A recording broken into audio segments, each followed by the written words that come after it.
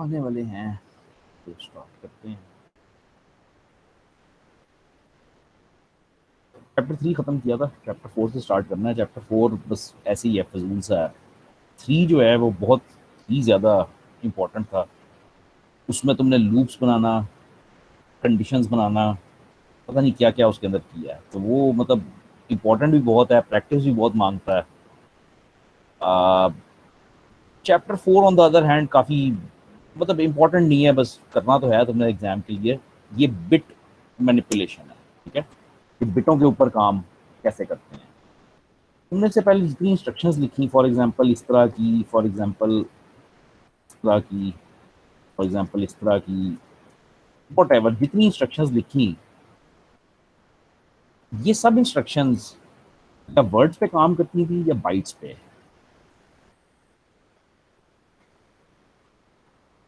ठीक है, या बाइट्स पे काम करती थी या वर्ड्स पे। तुम बिट्स को नहीं छेड़ सकते थे। अब पहली बात है, बाइट्स और वर्ड्स जो हैं वो बिटों बिटों से ही बने हुए हैं ना, हर चीज़ बिटों से बनी हुई है। तो लेकिन बहरहाल तुम बिट्स के ऊपर इसकी मदद से काम नहीं कर सकते थे, ठीक है ना। तो in order to perform operations on bits, एक एक सिंगल बिट को चेंज करना, सिंगल बिट को ऐड करना, वट एवर, तो we need bit manipulation instruction. ये बिल्कुल मुख्तलिफ है और मेरे ख्याल में कदरे आसान है। अगर पल्ले पड़ जाए तो ये कदरे आसान है उस पिछली कहानी से। तो ये चैप्टर सारा जो है ना वो बिट्स के ऊपर आपको काम करवाता है, ठीक है। मल्टीप्लिकेशन एल्गोरिथम थोड़ी देर में करता हूँ, पहले बेसिक इंस्ट्रक्शंस करके फिर इसको करूँगा। तो बेसिक इंस्ट्रक्शंस क्या है, इसमें बेसिकली दो किस्म की इंस्ट्रक्शंस हैं, शिफ्टिंग ऑपरेशंस हैं और रोटेशंस हैं, ठीक है। शिफ्टिंग तो तुमने फिर भी थोड़ी सी देखी होगी, डीएलडी में देखी थी, लेकिन रोटेशंस बिल्कुल नहीं देखी होगी। तो स्टार्ट करते हैं शिफ्ट राइट से। अब ये इंस्ट्रक्शंस बहुत सारी हैं, ठीक है, तो मैं इनको लिखूंगा नहीं, ये बहुत ही अच्छी लिखी हुई है बुक में। शिफ्ट राइट है, शिफ्ट लेफ्ट है, यहाँ से स्टार्ट करते हैं। शिफ्ट राइट क्या करता है? शिफ्ट राइट ये करता है कि तुम्हारे पास जो भी नंबर गिवन है, ये एक नंबर है जो एक रजिस्टर के अंदर पड़ा हुआ, 8 बिट का, 16 बिट का, जो भी है एक नंबर है, 5, 10, 15, बल्कि इसकी तुम बाइनरी को कन्वर्ट करोगे तो ये कोई नंबर बन जाएगा। फॉर एग्जाम्पल ये पड़ा हुआ है एक्स के अंदर। जब तुम इसके ऊपर शिफ्ट राइट का ऑपरेशन करते हो तो होता ये है कि इस पूरे नंबर को एक दफ़ा राइट शिफ्ट किया जाता है। राइट शिफ्ट का मतलब है कि हर बिट एक जगह राइट, एक एक राइट पे चली जाती है, ठीक है। तो जाहिर बात है एक बिट गिरेगी, ये बिट ज़ाया हो जाएगी, ये गिर जाएगी। ये गिरती की तरह ये कैरी फ्लैग में गिरती है, यानी जो बिट राइट साइड से गिरती है वो कैरी फ्लैग में चली जाती है। और लेफ्ट साइड से हमेशा हमेशा हमेशा जीरो इंसर्ट होता है। इधर से 1 गिरे, 0 गिरे, कोई फर्क नहीं पड़ता, लेफ्ट साइड से हमेशा जीरो इंसर्ट होता है। अच्छा, वंस अगेन शिफ्ट राइट क्या करता है, जो भी नंबर पड़ा हुआ है उसको एक पोजीशन राइट पे कर देता है। तो ये 1 इधर आ जाएगा, ये 0 इधर आ जाएगा, वो तो आसान, बस आसान सी बात है। अब इसमें इंपॉर्टेंट बातें ये है कि एक बिट ज़ाया होनी है, वो कैरी फ्लैग में चली गई, और लेफ्ट साइड से हमेशा 0 आ गया। ऐसे चल, शिफ्ट लेफ्ट उलट है, नंबर को पकड़ के इस दफा लेफ्ट शिफ्ट करता है, इस साइड पे शिफ्ट करेगा। तो जाहिर बात है एक बिट ज़ाया होनी है, वो बिट कैरी फ्लैग में चली जाएगी, और जो भी आना है वो 0 इंसर्ट हो जाएगा। अच्छा, ये बड़ी इंपॉर्टेंट इंस्ट्रक्शंस हैं, शिफ्ट लेफ्ट और राइट। मैं भी तुम्हें करवाता हूँ कि ये क्यों इतनी इंपॉर्टेंट है। एक है शिफ्ट अरिथमेटिक राइट, ऐसे यार, इसको समझ ही सिर्फ उस वक्त आएगी जब आपको ये याद होए कि टूज कॉम्प्लीमेंट क्या होता है। तो हम कंप्यूटर साइंस में टूज कॉम्प्लीमेंट को इस्तेमाल करते थे साइंड बाइनरी नंबर्स के लिए। साइंड बाइनरी नंबर्स क्या होते हैं? ये जो नेगेटिव पॉजिटिव वाले नंबर्स होते हैं। अगर तो तुम नेगेटिव पॉजिटिव नंबर्स पे काम करते हो तो होता यह था कि जो सबसे लेफ्ट साइड वाली बिट होती थी, एमएसबी जिसको कहते थे, मोस्ट सिग्निफिकेंट बिट, वो साइन बिट होती थी। विच मीन्स कि अगर 0 है तो पॉजिटिव नंबर है, 1 है तो नेगेटिव नंबर है। तो अगर ये नंबर टूज कॉम्प्लीमेंट में है तो ये एक नेगेटिव नंबर लिखा। अब होता ये है कि जब तुम नेगेटिव नंबर को शिफ्ट राइट करते हो, राइट साइड पे शिफ्ट करते हो, तो यहाँ पे तो 0 आ जाएगा, इस बिट में तो 0 आ जाएगा, तो वो साइन चेंज हो जाता है। मतलब तुमने स्टार्ट एक नेगेटिव नंबर से किया था, उसको तुमने शिफ्ट मारा तो वो पॉजिटिव बन गया, ये गलत है। मतलब गलत नहीं कहना चाहिए, इट डिपेंड्स ऑन कि तुम क्या एप्लीकेशन, किस एप्लीकेशन के अंदर हो। तो अगर तुम नॉर्मल शिफ्टिंग करते हो तो उसका साइन चेंज हो जाता है, लेकिन अगर तुम शिफ्ट अरिथमेटिक करते हो तो मोस्ट सिग्निफिकेंट बिट अपनी जगह पे रहती है, ये नहीं हिलती, ये अपनी जगह पे कायम रहेगी, बाकी सारा नंबर राइट शिफ्ट हो।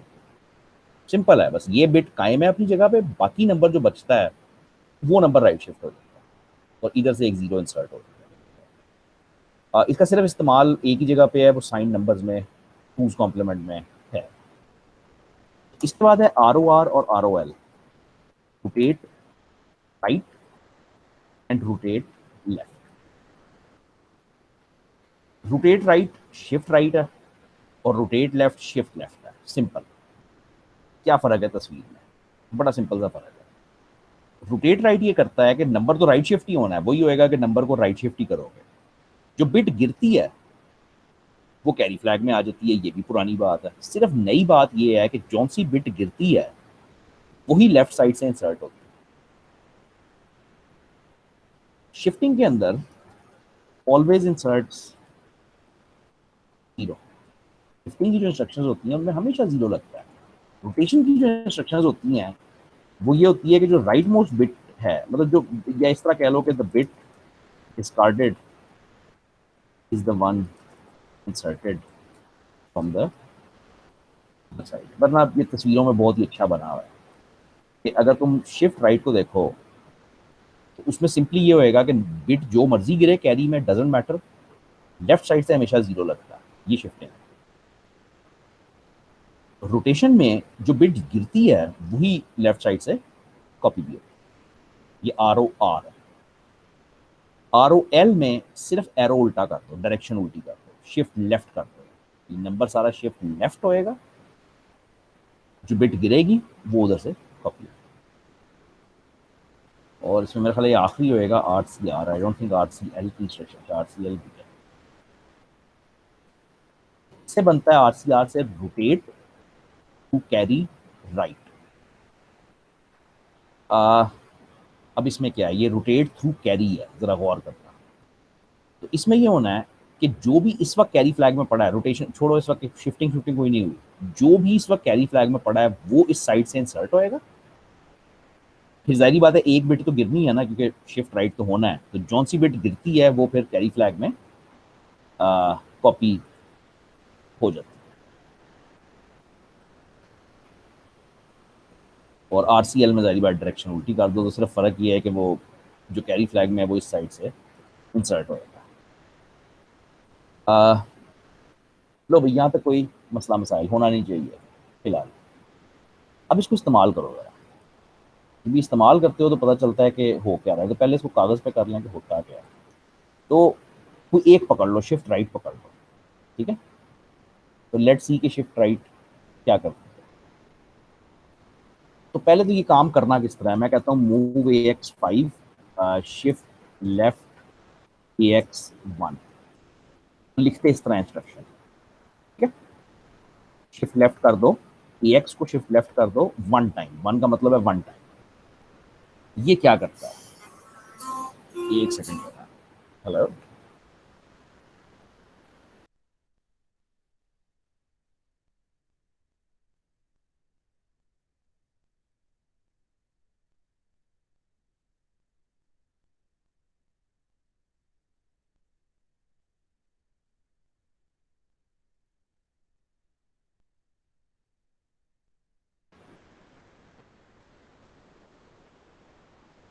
तो हम ये कह रहे हैं कि ए एक्स के अंदर जो भी ऑपरेंड है उसको 1 टाइम राइट लेफ्ट शिफ्ट कर दो। अब लेफ्ट शिफ्ट एक्चुअली करता क्या है, ये इस बात पे पहले गौर कर लो, ये तुम्हें डीएलडी ने पढ़ाया था। तो लेफ्ट शिफ्ट ये करता है कि 5 जो है वो क्या है, 5 होता है 101। अब अगर उसको 8 बिट के रजिस्टर में रखोगे तो वो ये हो जाएगा। पहली बात है 16 बिटों में नहीं मैं रखने लगा, 16 बिटों में तो वो बस जीरो ही लगेंगे ना, नथिंग स्पेशल। अब इसको शिफ्ट लेफ्ट करो, नंबर को, इस नंबर को शिफ्ट लेफ्ट करो।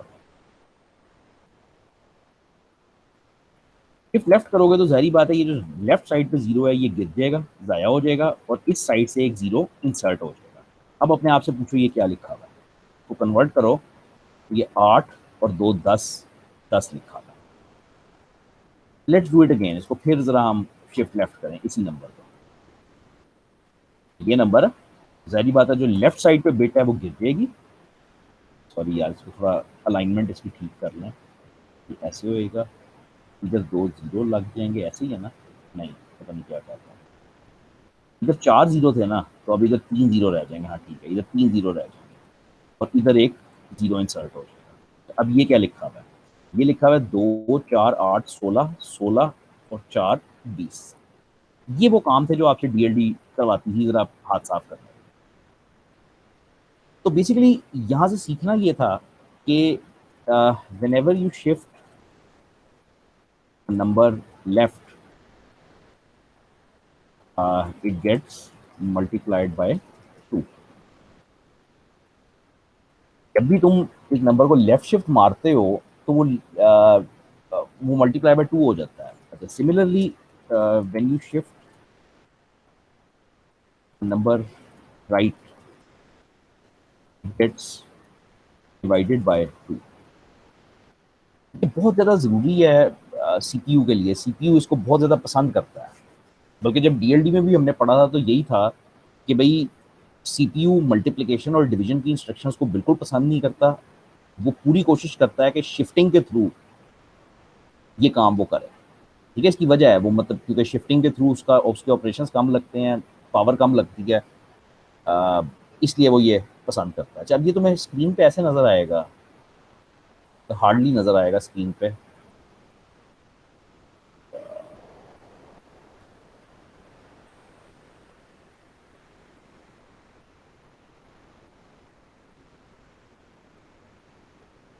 हार्डली तुम्हें ये नज़र आएगा। मैं कहता हूँ AX5, उसके बाद मैं कहता हूँ शिफ्ट लेफ्ट AX1, फिर कहता हूँ शिफ्ट लेफ्ट AX1। ठीक है, अब ये मेरा प्रोग्राम है। स्क्रीन पे ये नज़र इसलिए नहीं आएगा कि स्क्रीन पे बिटें तो होती नहीं, तुम्हें पता ही है, या बाइट्स हैं या वर्ड्स हैं।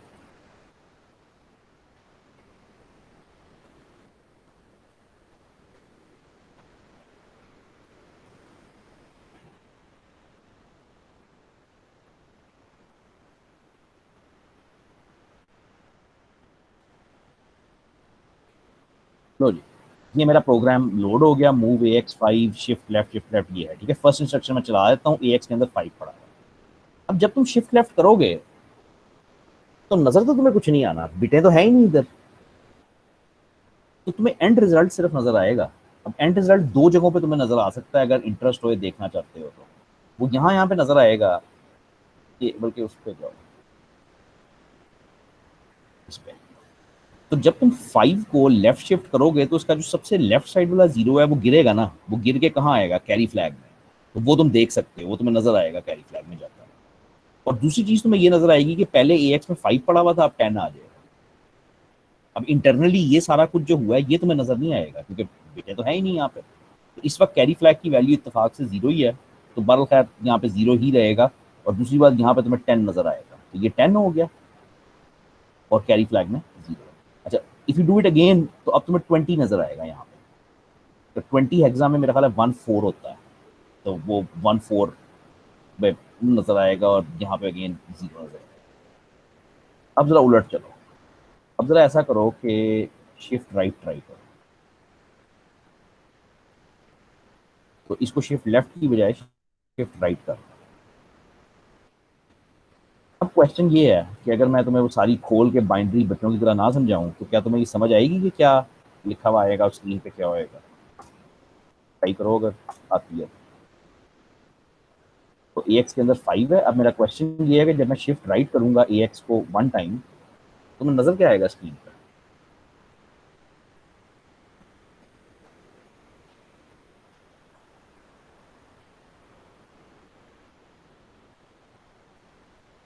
दो चीजें नजर आएंगी।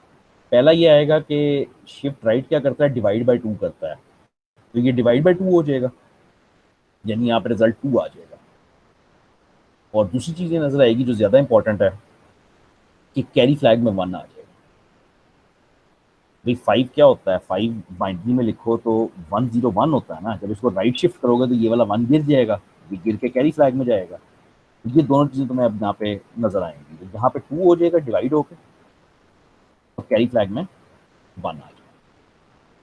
अच्छा, अब जब दोबारा शिफ्ट राइट करते हो तो अब ये डिवाइड होकर 1 आ जाएगा और कैरी फ्लैग में इस दफा 0 आ जाएगा, लेकिन ये सब के पीछे बाइंड्री है ना। पॉइंट ये है यहाँ पे कि ये वाला जो चैप्टर है ना बिट मैनिपुलेशन का, ये तुम डिबगर में डायरेक्टली नहीं देख सकते क्योंकि डिबगर में बिटें तो है ही नहीं। तो इसमें ये जितनी कमांड्स हैं जो हमने मतलब पढ़ी हैं, इन सबको तुम कागज़ पे करके बेसिकली समझ सकते हो कि क्या हो रहा है, और फिर उसके मतलब वहाँ पे उसको देख सकते हो, या अगर प्रोग्राम में कर रहे हो तो कागज़ पे करके समझ सकते हो कि वो एक्चुअली कर क्या रहा है। अब बाकी सारी खुद ही चला के देख लेना। अब एक्चुअली बाकी इस्तेमाल भी नहीं होती, बस एग्जाम के लिए ही हैं बेसिकली। ये दो हैं जो हर जगह इस्तेमाल करोगे। तो यहाँ तक तो मसला कुछ पूछना, कुछ करना चाहते हो?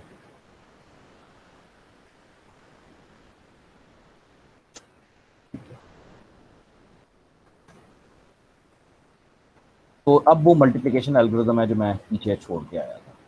तो मल्टीप्लिकेशन एल्गोरिदम ये था। तो भाई वो कहता है कि बचपन में जब तुम्हें मल्टीप्लिकेशन सिखाई जाती थी तो ऐसे होता था कि इसको छोड़ो कि ये क्या है, बस ये वो नंबर लिखा हुआ है 1101 उसको मल्टीप्लाई कर रहे हैं 0101। ये कैसे होता था? इस 1 के साथ ऊपर वाले नंबर को मल्टीप्लाई करते थे तो वो 1101 ही आ जाएगा। उसके बाद इस जगह पे क्रॉस लगाते थे, उसके बाद इस 0 के साथ ऊपर वाले को मल्टीप्लाई करते थे, वो ये आ गया। अब 2 क्रॉस लगाते थे, फिर इस 1 के साथ सारे को मल्टीप्लाई करते थे, ये आ गया, और फिर सो ऑन ना। और एंड पे इस सारे को जमा कर देते। जमा करते हुए क्रॉस की वैल्यू 0 होती थी, इसको हम 0 तस्वुर करते थे ना। 1 प्लस 0 प्लस 0 प्लस 0 1 आ गया। फिर 0 प्लस 0 प्लस 0 प्लस 0 0 आ गया। 1 प्लस 1 1 0 आता है, तो 0 आएगा, 1 कैरी होएगा। फिर 1 प्लस 1 0 आएगा, 1 कैरी होएगा। फिर 1 प्लस 1 0 आएगा, 1 कैरी होएगा। और फिर 1 प्लस 1 0 आएगा और आखिरी 1 कैरी होएगा। फाइनल वो 1 आ जाएगा। और वो कहता है अगर तुम डेसिमल में लेके जाओ तो तुम्हें पता चलेगा कि ये नंबर 13 लिखा हुआ है, ये 5 लिखा हुआ है, ज़रब दो 65 आता है। ठीक है, ये वो बेसिक एल्गोरिदम था जो बच्चे को सिखाते हैं कि मल्टीप्लाई कैसे करते हैं। अब इसको हमने लिखना है असेंबली के अंदर। तो बेसिकली हमारा मुद्दा ये है कि राइट अ मल्टीप्लिकेशन प्रोग्राम इन।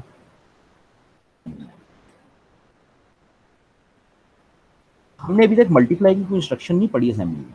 हमने ये पढ़ा है कि एडिशन होती है, सब्ट्रैक्शन होती है, लूप होता है, कंपेयर होता है, कंडीशन होती है, इस तरह की बहुत सारी चीज़ें होती हैं, लेकिन हमने कोई मल्टीप्लिकेशन नाम की बला नहीं पढ़ी।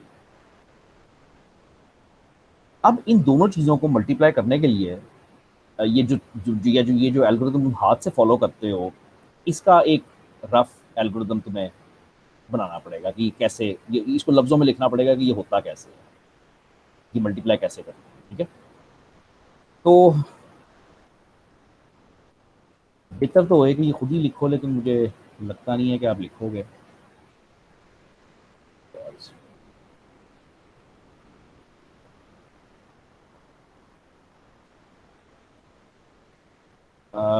Late 13 be the multiplicand, let 5 be the multiplier। दो नंबर्स है ना 13 और 5 जो मल्टीप्लाई हो रहे हैं, तो इसको पहले वाले को हमने कहा कि ये मल्टीप्लिकेंड है और दूसरे वाले को हमने कहा कि ये मल्टीप्लायर है। अब एल्गोरिदम क्या है? एल्गोरिदम ये होएगा कि हमने ये देखना है कि इधर कौन सी बिट पड़ी हुई है। अगर तो इधर 1 है तो हमने बेसिकली ऊपर वाले नंबर में ऐड कर देना है। ऐसे कर दो कि let sum is equal to 0। Sum ये फाइनल रिजल्ट होएगा जो हमारे पास पैदा होएगा। अच्छा, अब करना ये है कि शिफ्ट राइट करो मल्टीप्लायर को।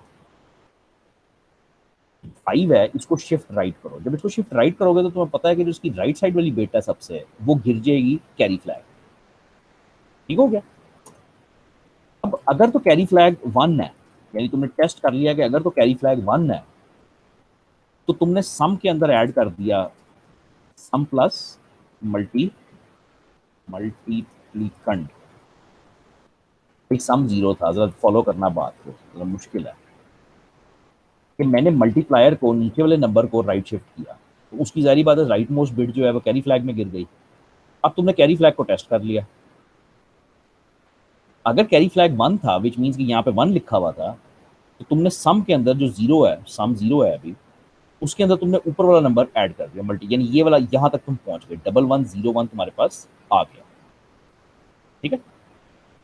और अगर तो ये नंबर सॉरी अगर ये नंबर 1 था तो तुमने ये कर दिया, अगर जीरो था तो कुछ भी नहीं करना ना। अगर जीरो था तो फिर सम में जीरो ही ऐड करना ना, ये जीरो ही ऐड हो रहा है, कुछ भी नहीं करना। अब सिर्फ मुद्दा रह जाता है कि ये क्रॉसेस कैसे लगानी है। क्रॉसेस की वुकत है क्या? क्रॉसेस की वुकत ये है कि जब तुम इसको एक लूप के अंदर चलाते हो, बेसिकली ये एक लूप होएगा तो 4 टाइम्स चलेगा। 4 बिटें हैं ना, तो तुम पहले उसको एक दफा मल्टीप्लाई को राइट शिफ्ट करोगे, बिट टेस्ट कर लोगे, अगर 1 है तो तुमने ऐड कर दिया। अच्छा, हर दफा लूप के अंदर एंड पे तुमने ये जो मल्टीप्लिकेंड है इसको लेफ्ट शिफ्ट करना है।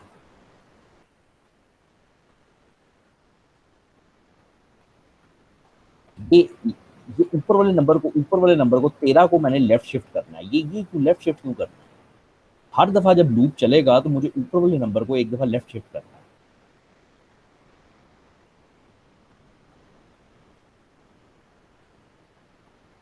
तो इसका रीजन ये है कि अगली दफा जब आपने ऐड करना है, अगली दफा जब आप घूम के वापस आओगे तो आपने ऐड करना है, तो अब आपने 1101 ऐड नहीं करना, अब आपने 1101 काटा। ये क्रॉस कैसे हो रहा है? ये लेफ्ट शिफ्ट हो रहा है। ठीक है। अच्छा, ये जरूरी नहीं है कि आपको समझ आ जाए तो अच्छा है, नहीं भी आती तो खैर है, कोई इतना मसला नहीं है। लेकिन अब इस एल्गोरिथम को देख के एक्चुअल असेंबली का कोड लिखना ये आपसे रिक्वायर्ड है। ठीक है, कि एल्गोरिथम मैंने आपको दे दिया, ये बल्कि इससे भी सिंपल बुक में लिखा होएगा, मतलब बुक में ऐसे लिखा हुआ है। ठीक है, ये देख लो, ये आसान लगता है, ये कर लो। ठीक है, इसी की एक और शक्ल एल्गोरिथम की ये है। तो shift the multiplier to the right, असल गेम ये है सारी। उसके बाद अगर कैरी फ्लैग 1 है तो add the multiplicand to the result, sum में वो ऐड कर दो, फिर shift the multiplicand to the right, और ये रिपीट कर दो एल्गोरिथम 4 बार। लेफ्ट साइड वाला इजी लगे, राइट साइड वाला इजी लगे, जो भी लगे उस हिसाब से चल पड़ो। अब इसको देखते हुए असेंबली का कोड लिखना ये अब आपसे रिक्वायर्ड है, तो ये तो आपको करना होना चाहिए। तो मैं आपको दूंगा 2-4 मिनट सोचने के लिए, कोड का स्ट्रक्चर बनाने के लिए कि इसको आप कैसे करते हो। ठीक है, ज़्यादा नहीं भाई, बस 2-4 मिनट प्लीज़।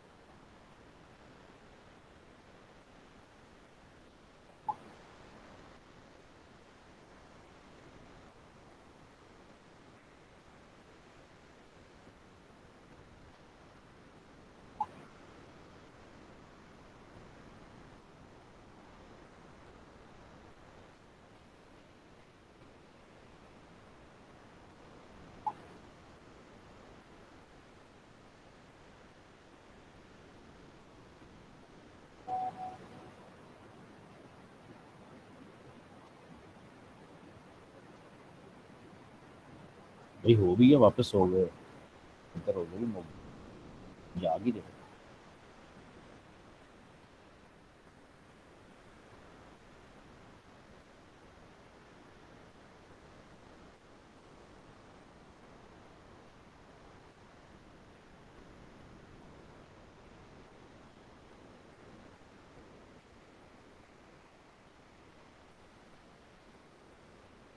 हाँ जी, लिखना है किसी ने?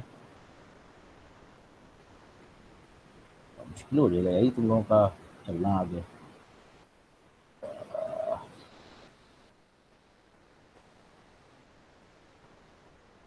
कोड लिखे बगैर तो नहीं है इसमें काम होना।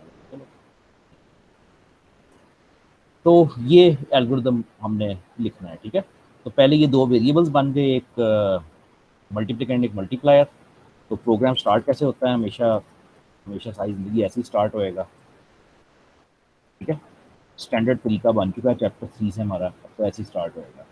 तो यहाँ पे हम वेरिएबल्स डिफाइन कर देते हैं। तो मैं इनका नाम भी वही रख रहा हूँ जो बुक में है। तो बुक में इसने मल्टीप्लिकेंड रखा है, तो डी डी या डी डब्ल्यू, ये अब आपकी मर्जी है क्या करें। डी बी में कर लो, डी डब्ल्यू में कर लो, तुम्हें आसान लगेगा। तो डी डब्ल्यू 13 और मल्टीप्लायर डी डब्ल्यू 5। अब काश इसने एक्स वाई नाम रख दिया होता, ज़रा आसान होता, लेकिन इसने अब यही नाम रखे हैं, मल्टीप्लिकेंड और मल्टीप्लायर। तो जी हमारा डेटा डिक्लेयर हो गया। इसके अलावा हमें सिर्फ एक सम नाम का वेरिएबल चाहिए, जहाँ पे या रिजल्ट शायद उसने नाम रखा हुआ है, जिसमें हम आंसर स्टोर करेंगे। ठीक हो गया जी। अब हमारा प्रोग्राम एक्चुअली स्टार्ट होता है। तो प्रोग्राम स्टार्ट क्या होता है, उसमें एक लूप बनाना है जो 4 दफ़ा चलता है। तो लूप आपको 4 दफ़ा चलाना आता है। तो मैं मूव करता हूँ सी एक्स में, और कई तरीके हैं, मैं इस तरह से करता हूँ। तो मैं कहता हूँ सब सी एक्स 1 और jump if not 0 to start. Jump if not, पहली दफ़ा 4 होएगा, लूप चल जाएगा, फिर ये 3 हो जाएगा, फिर चल जाएगा, फिर 2, फिर 1, और फिर मेरे ख्याल चल जाएगा। सही है, तो 0 होना चाहिए या 1 होना चाहिए,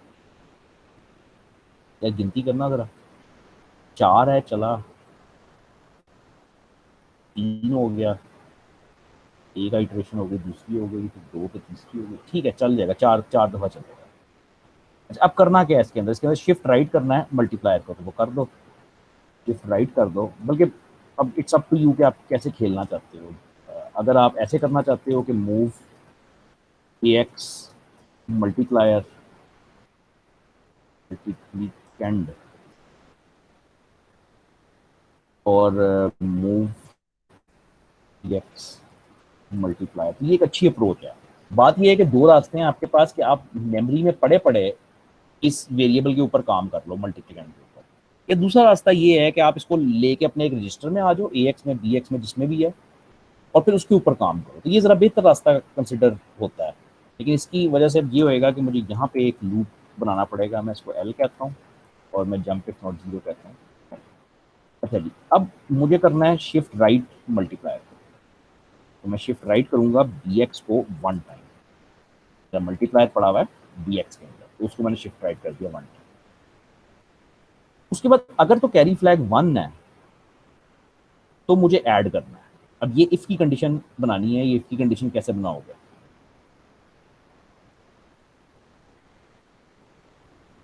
कैरी फ्लैग को टेस्ट करना है ना, तो जेसी लगेगा या जेएनसी लगेगा। तो इसकी कंडीशन जिस तरह हमने पिछली बार बनाई थी, ये 2-3 दफ़ा बनाई है, तो मैं इसको ऐसे प्रेफर करता हूँ जेएनसी स्किप।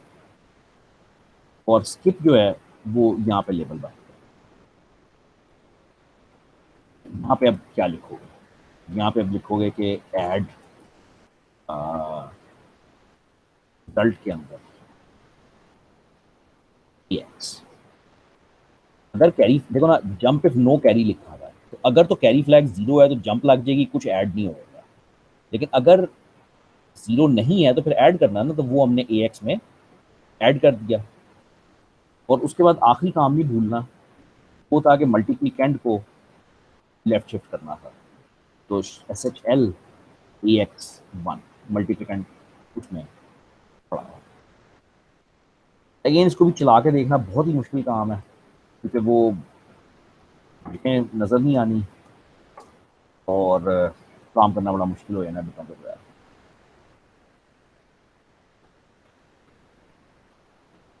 तो मैं इसको ही देखूँ, तो मेरा मल्टीप्लिकेंड और मल्टीप्लायर यहाँ पे पड़े हुए हैं। तो पहले तो मैं मेमोरी को ले देता हूँ ना 103। तो ये मेरा 13 पड़ा हुआ है, ये 13 है, और ये 5 पड़ा हुआ है, जिनको मैंने मल्टीप्लाई करना है। रिजल्ट कहाँ आएगा, रिजल्ट यहाँ पे आएगा, इस जगह पे जो 0 है इसमें, ठीक है। तो मैं फर्स्ट आइट्रेशन लूप ही करता हूँ। तो मेरे पास डी एक्स के अंदर 5 ये मेरे ऑपरेटर्स आ गए, ये मेरे पास 4 काउंटर आ गया, और अब ये घूमना शुरू होता है। तो ये मेरे पास 13 इसने यहाँ पे लिख दिया सम के अंदर। ये फर्स्ट आइट्रेशन। अब मैं आगे चल रहा हूँ, तो अब दोबारा ओहो गलती हो गई, नज़र ये आ गया कि गलती हो गई है कि वो बेसिकली ये लाइन जो है ना ये लूप के बाहर थी, तो हर दफ़ा वरना उसको रीसेट कर देगा,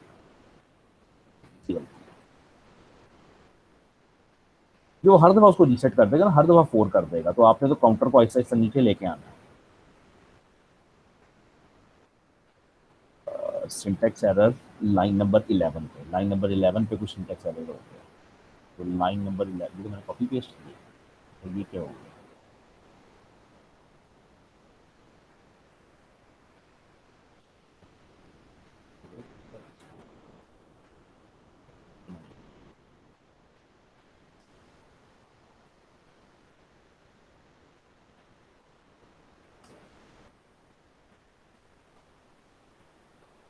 अच्छा अगेन, तो मैं लेके जाता हूँ मेमोरी को दोबारा 103 पे, वेरी गुड, ये मेरा 13 आ गया, ये मेरा 5 आ गया, ये मेरा 0 आ गया।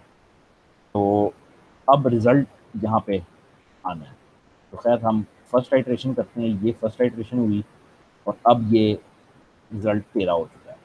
अब ये सेकंड आइट्रेशन चल रही है लूप की, ये जे एन सी आ गया, ये दोबारा जंप मारता है, अब इसको दोबारा ऐड होएगा, ये ऐड हो गया, 41 हो गया, इतना ज़्यादा कैसे हो गया, चलो खैर।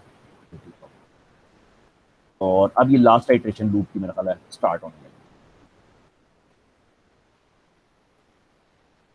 तो 41 ही आया है, मुझे गलत लग रहा है, 41 मुझे सही नहीं लग रहा। तो पता कैसे लगेगा कि जब आप 13 मल्टीप्लाई 5 करते हो तो एक्चुअली आंसर आता क्या है, 13 मल्टीप्लाई 5 जो है वो आता है 65। अब इसकी हेक्सा चेक कर लो, तो हेक्सा में ये होता है 41, तो ठीक था, मुझे लग रहा था कि गलत है लेकिन ठीक है, तो ये 41 आपका रिजल्ट आपका।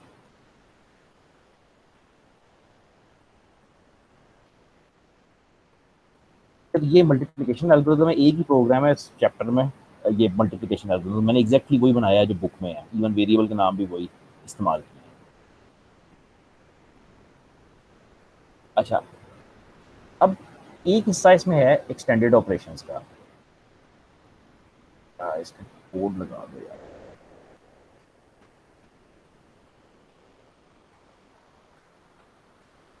ये बिल्कुल वर्किंग है इसको। अभी तुमने एक वो बना लिया ना, मल्टीप्लिकेशन का एल्गोरिथम बना दिया कि तुम सिर्फ वेरिएबल्स की वैल्यूज चेंज करोगे,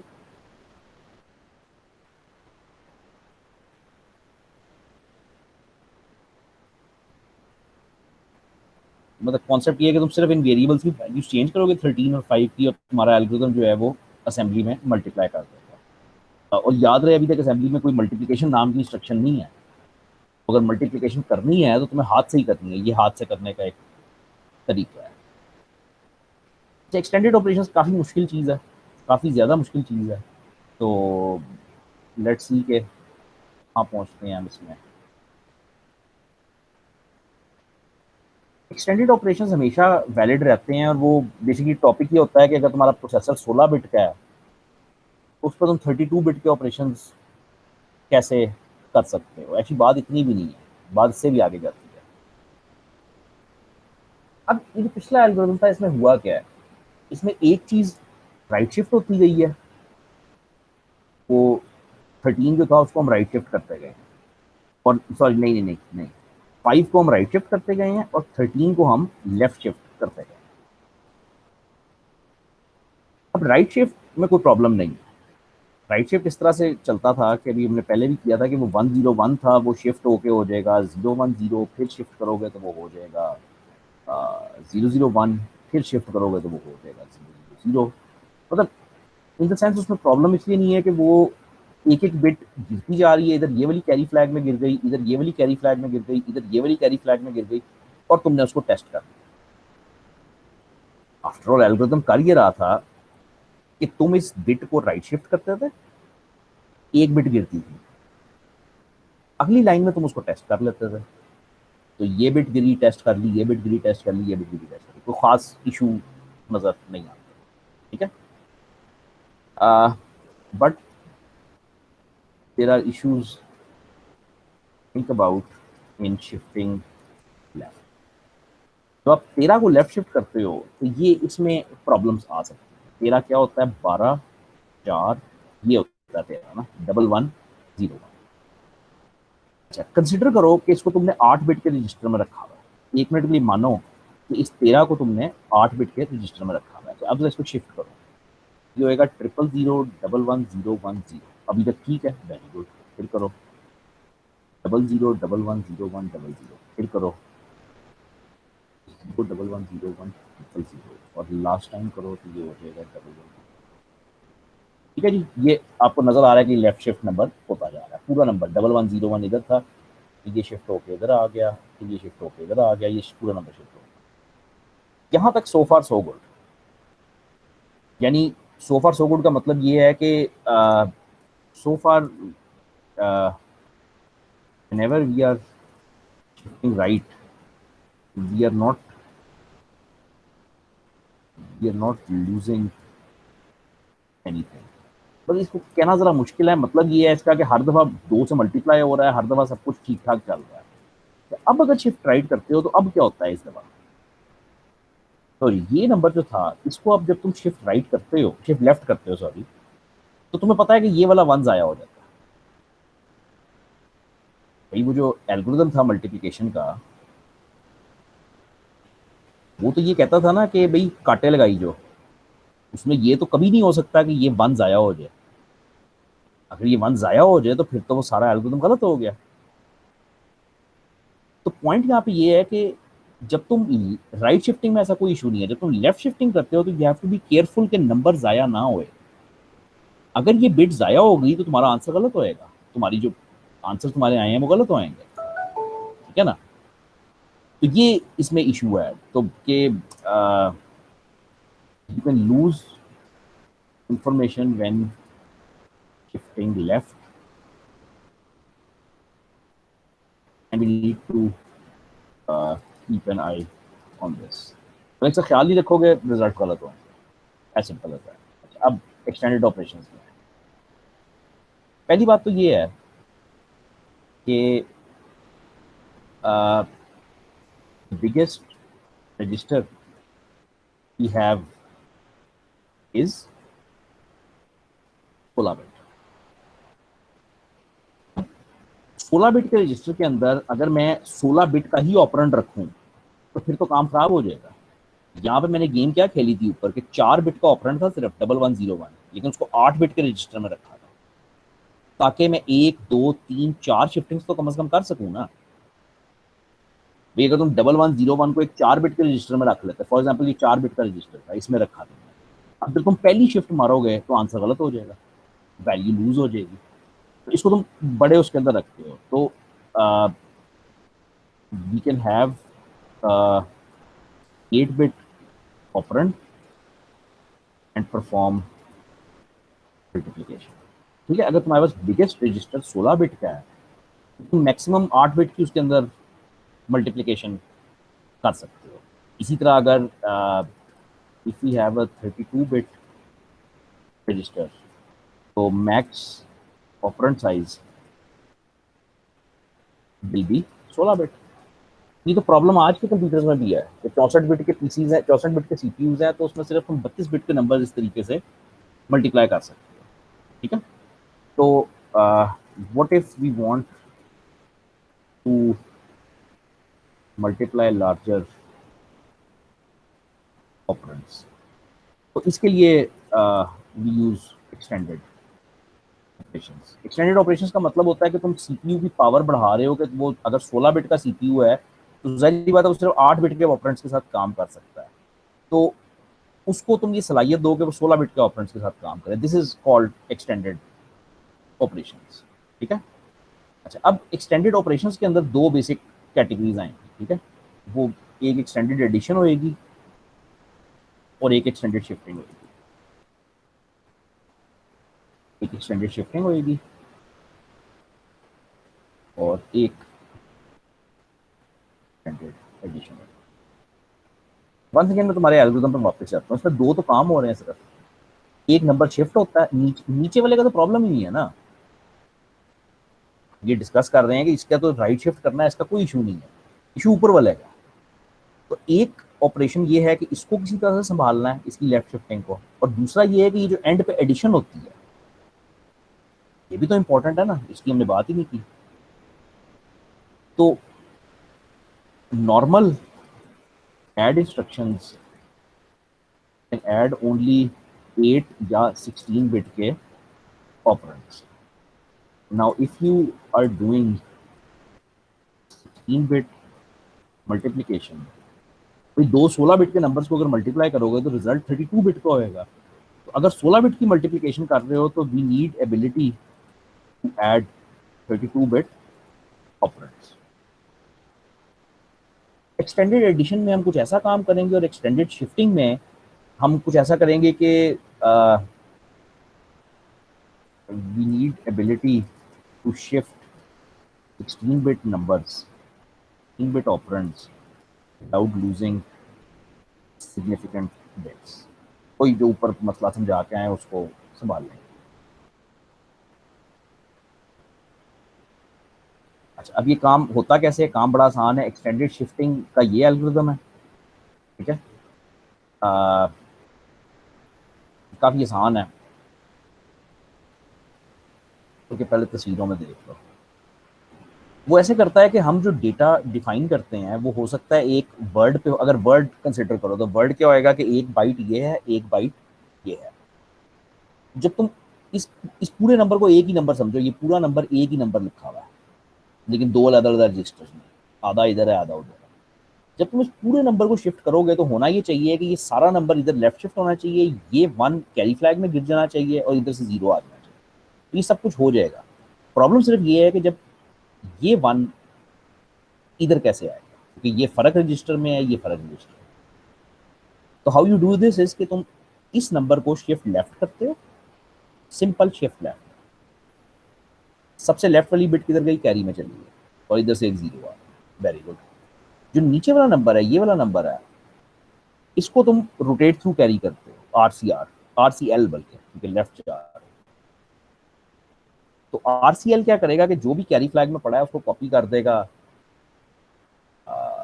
इसके अंदर और फिर बाकी नंबर को लेफ्ट शिफ्ट कर देगा। तो ये 3 इंस्ट्रक्शन है, इसकी समझ आ जाए तो बहुत अच्छा है, ना आए तो याद कर लो, बार बार आपने नहीं गया, ज़रा मुश्किल भी है काम।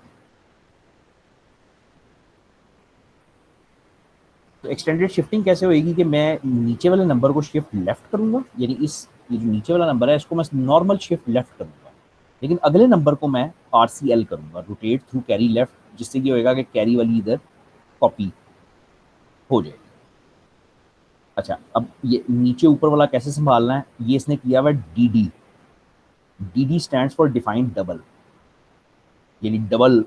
तुमने क्या किया? तुमने DB किया, डिफाइंड बाइट। तुमने DW किया, डिफाइंड वर्ड, जिसमें 2 बाइट्स आ गई। अब डिफाइंड डबल जो है उसमें 4 बाइट्स आ जाए। तो नीचे वाले वर्ड को, num1 को तुमने सिंपल शिफ्ट किया, और ऊपर वाला वर्ड विच मीन्स num1 + 2 को तुमने RCL किया। एडिशन को संभालने के लिए बेसिकली एक नई इंस्ट्रक्शन है, अगेन ये भी बार बार आती है, मैं इसको मिस नहीं करना चाहता। तो handle ended addition, we need a new instruction called ADC। ADC से बनता है ऐड थ्रू कैरी। बेसिकली ये क्या करता है कि अगर तुम कहते हो ADC AX BX, ये 3 चीज़ें ऐड करता है। जवाब AX में आता है जिस तरह पहले आता था वैसे ही, बिल्कुल ऐड की इंस्ट्रक्शन की तरह है, इसमें सिर्फ फर्क ये है कि ये साथ कैरी फ्लैग को भी ऐड करता है। भाई जब तुम पहले ऐड AX BX लिखते थे तो यहाँ तक तो काम होता था ना, AX = AX + B। इसमें सिर्फ एक्स्ट्रा ये है कि ये कैरी फ्लैग को भी साथ ऐड करता है। तो basically ADC has 2 explicit operands and 1 implicit। आपको बार बार MCQs आते हैं कि ADC में ऑपरेंड्स कितने होते हैं, तो एक्चुअली 3 होते हैं। 2 तो कमांड के अंदर लिखे होते हैं AX BX, और तीसरा इम्प्लाइड होता है कि कैरी फ्लैग भी साथ इंक्लूड है। तो how you do this is के यानी करके नहीं दिखाया इसने, करके दिखाया था तो अच्छा था, चलो खुद करना पड़ेगा। तो how you do this is कि तुम्हारे पास डबल वर्ड है, पहला ऑपरेंड भी डबल वर्ड का है, दूसरा ऑपरेंड भी डबल वर्ड, ठीक है। अब तुम्हारे पास जो इंस्ट्रक्शंस हैं वो तुम्हें पता है, मुसीबत वही है कि वो वर्ड पे काम करती है। तो consider two operands of the size, double word के साइज के। अब इन नीचे वालों को तुम सिंपल ऐड कर देते हो, इन दोनों को ऐड करते हो, इनका 16 बिट का यहाँ पे रिजल्ट आता है जो भी है, और एंड पे शायद ये कैरी फ्लैग में कुछ कैरी जनरेट करे। बिल्कुल नॉर्मल एडिशन, दो ऑपरेंड्स को 16 बिट के दो ऑपरेंड्स को ऐड किया, 16 बिट का जवाब आया और शायद कैरी फ्लैग में कुछ आ गया। लेकिन अब गेम ये होनी चाहिए कि अगलों को जब ऐड करो तो कैरी फ्लैग को शामिल करो। तो वो जाहिर बात है, इनको हम एडीसी करेंगे, ये जो अगले वाले हैं इनको हम एडीसी करेंगे ताकि ये दोनों भी ऐड हो जाए और साथ कैरी फ्लैग भी ऐड हो जाए, और हमारे पास फाइनल ये रिजल्ट इस तरह से कॉन्कैटिनेट होकर 32 बिट का आ जाएगा। करोगे कैसे? तुम्हारे पास दो ऑपरेंड्स हैं डी के डबल वर्ड के, पहले तो तुमने सिंपल दोनों को ऐड कर देना नीचे वालों को, सिंपल ऐड की इंस्ट्रक्शन है, कोई स्पेशल बात नहीं है, सोर्स और डेस्टिनेशन को मैंने सिंपल ऐड कर दिया। खास बात सिर्फ ये है कि जब ऊपर वाले ऐड करोगे ना, ये जो +2 वाले ऐड करोगे तो उनमें एडीसी लगाना ताकि ये कैरी फ्लैग आपका उसके अंदर इंक्लूडेड हुए, ये मतलब एल्गोरिथम।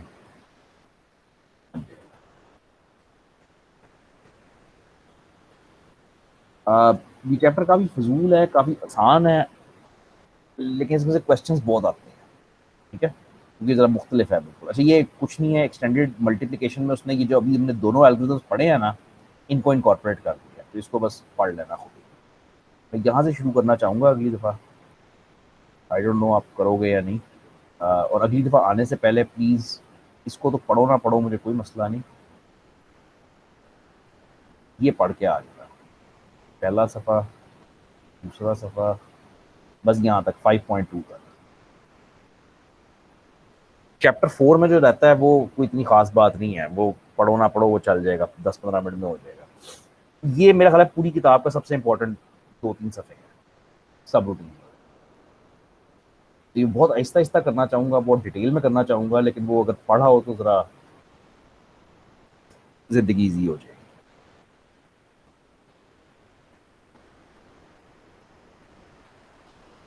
चलो भाई, मैं रुकता हूँ।